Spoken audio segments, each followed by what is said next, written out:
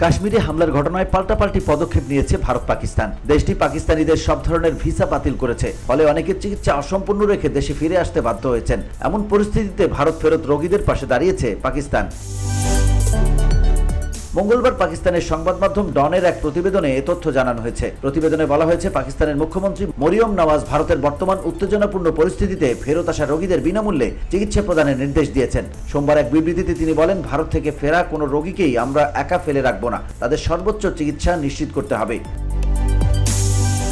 বর্তমান ভারত পাকিস্তান উত্তেজনার প্রেক্ষাপটে ভারত সরকার ভিসা বাতিল করায় বহু পাকিস্তানি রোগী চিকিৎসা শেষ না করেই দেশে ফিরতে বাধ্য হয়েছেন। এদের মধ্যে অনেকেই কিডনি ও লিভার প্রতিস্থাপন সহ জটিল রোগে ভুগছেন। মুখ্যমন্ত্রী এসব রোগীর সুপরিকল্পিত ও নিখরচায় চিকিৎসা সেবা নিশ্চিত করতে সংশ্লিষ্ট স্বাস্থ্য কর্তৃপক্ষকে নির্দেশ দেন। একই দিনে তিনি পাঞ্জাব পুলিশের র্যাঙ্কিং ব্যবস্থা ও আধুনিক প্রযুক্তি নির্ভর অপরাধ দমন প্রক্রিয়া নিয়ে সন্তোষ প্রকাশ করেন।